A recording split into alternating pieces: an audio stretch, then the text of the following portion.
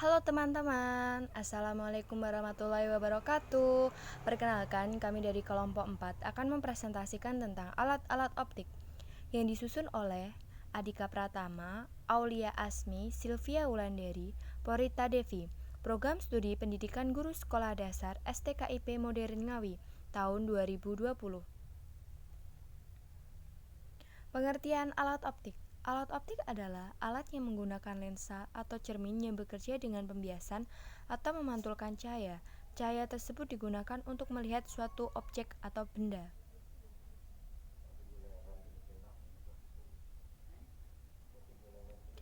Macam-macam alat optik. Alat optik dibedakan menjadi dua, yaitu alat optik alami dan alat optik buatan. Alat optik alami contohnya mata, sedangkan alat optik buatan contohnya kamera, mikroskop, teropong, atau teleskop, kaca pembesar. Mata. Alat optik alami. Mata bekerja dengan cara menerima, memfokuskan, dan mentransmisikan cahaya melalui lensa untuk menghasilkan bayangan objek yang dilihatnya.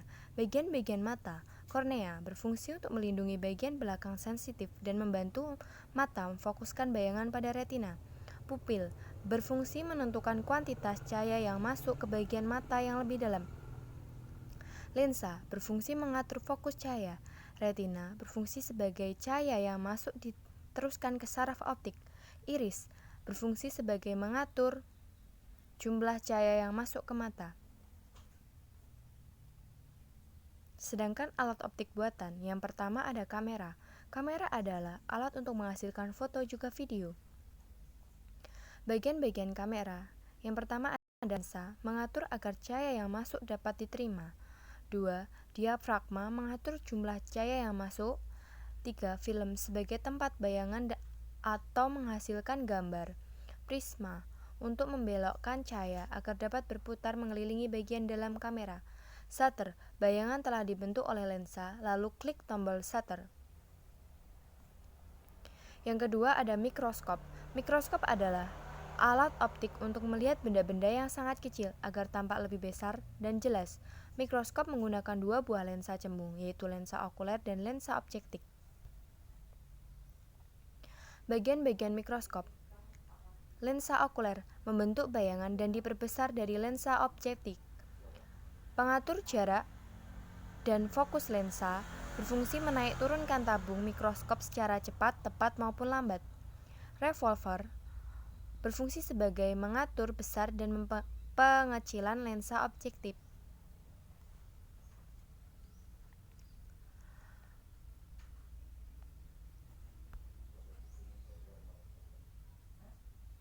Cermin untuk menerima dan mengarahkan cahaya yang diterima dengan memantulkan cahaya yang masuk.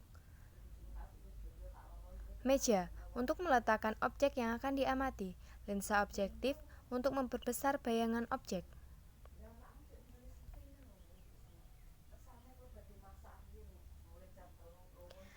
Yang ketiga ada teleskop atau teropong. Teleskop atau teropong ialah sebuah alat bantu penglihatan optik untuk mengamati sebuah benda-benda yang jauh, terutama benda yang berada di langit seperti bulan dan bintang. Bagian-bagian teleskop. Yang pertama ada lensa objektif. Memperbesar objek, menangkap cahaya dari suatu objek yang dilihat atau dibidik yang membentuk bayangannya difokuskan menjadi benda lensa okuler. Sedangkan lensa okuler memperbesar penampakan objek, bayangan yang dihasilkan oleh lensa pembidik. Membidik bayangan yang dihasilkan oleh kaca objektif tanpa memperbesarnya. Kaki 3 menahan teleskop dan mengatur kaki di mana orang dapat berdiri. Jenis-jenis teleskop. Yang pertama ada teleskop refraktor. Merupakan jenis teleskop yang pertama kali ditemukan di dunia. Teleskop refraktor ini mampu memisahkan dua objek yang berada di kejauhan. Misalnya, kita melihat bintang Alpha Centauri dengan menggunakan mata telanjang. Kita akan melihat bintang tersebut tampak sebagai satu kesatuan bintang. Namun, jika dilihat dengan menggunakan teleskop refraktor, bintang Alpha Centauri akan tampak sebagai dua bintang yang saling berdekatan.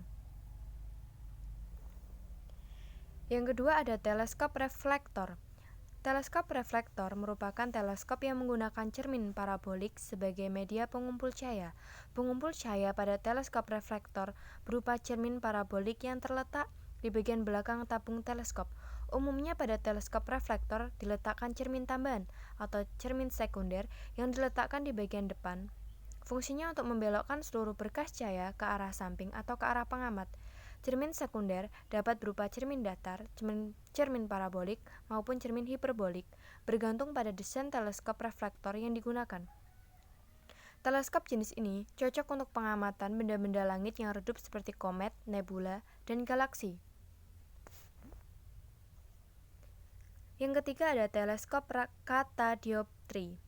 Media pengumpul cahaya yang digunakan merupakan gabungan dari kombinasi sistem optik lensa dari cermin, di mana lensa difokuskan sebagai korektor dan cermin sebagai pengumpul cahaya. Desain teleskop menggunakan sistem optik katadioptri. Teleskop katadioptri pada mampu mengoreksi cacat-cacat optik seperti aberasi sferis, aberasi kromatik, dan cacat-cacat optik lainnya. Selain itu, keduanya memiliki kelebihan apa yang dimiliki oleh teleskop refraktor dan teleskop reflektor. Kaca pembesar. Lup kaca pembesar adalah lensa cembung yang berfungsi untuk memperbesar objek yang diamati. Bayangan yang dibentuk oleh lup memiliki sifat maya, tegak, dan diperbesar. Bagian-bagian lup. Yang pertama adalah tangkai lup. Tangkai lup dipakai pengamat untuk memegang lup. Yang kedua ada skrup penghubung. Skrup penghubung ini memiliki fungsi untuk menghubungkan antara tangkai lup dengan kepala lup.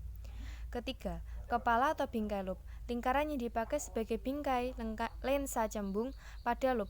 Lensa cembung lup berfungsi untuk memperbesar benda berukuran kecil agar tampak lebih besar. Cara kerja lup. Cahaya yang melewati lup membelokkan ke dalam untuk mengumpul di sebuah titik fokus pada sisi kedua lensa. Benda yang diamati diletakkan di ruang satu sehingga menghasilkan bayangan maya terbalik. Cara memakai lup ada dua, yakni mata berakomodasi maksimum dan mata tak berakomodasi. Yang pertama menggunakan mata berakomodasi maksimum. Akomodasi maksimum terjadi saat otot siliari mata dalam kondisi paling tegang. Pengamatan dengan mata berakomodasi maksimum mengakibatkan mata cepat lelah, tetapi keuntungannya menghasilkan perbesaran maksimum. Ketika melakukan pengamatan dengan mata berakomodasi maksimum, benda yang akan kita amati diletakkan di ruang satu, sehingga berlaku rumus lensa cekung. 1/S sama dengan 1/F dikurangi 1/S aksen. Keterangan: S jarak benda, F jarak fokus, S aksen jarak bayangan. Lup adalah lensa cembung sehingga jarak fokus bertanda positif, bayangan maya sehingga S aksen bertanda negatif. Titik dekat mata 25 cm, perbesaran anguler mata berakomodasi maksimum. Mata tak berakomodasi. Mata tak berakomodasi ketika melihat benda otot siliar dalam keadaan rileks. Pengamatan dengan mata tidak berakomodasi menguntungkan, karena mata tidak cepat lelah, tetapi perbesaran kurang maksimum. Ketika melakukan pengamatan dengan mata tak berakomodasi, benda yang akan diamati harus diletakkan tepat di titik fokus. Perbesaran angular dapat dinyatakan yaitu.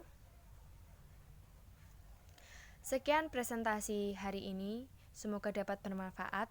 Wabillahi taufik wal hidayah. Wassalamualaikum warahmatullahi wabarakatuh.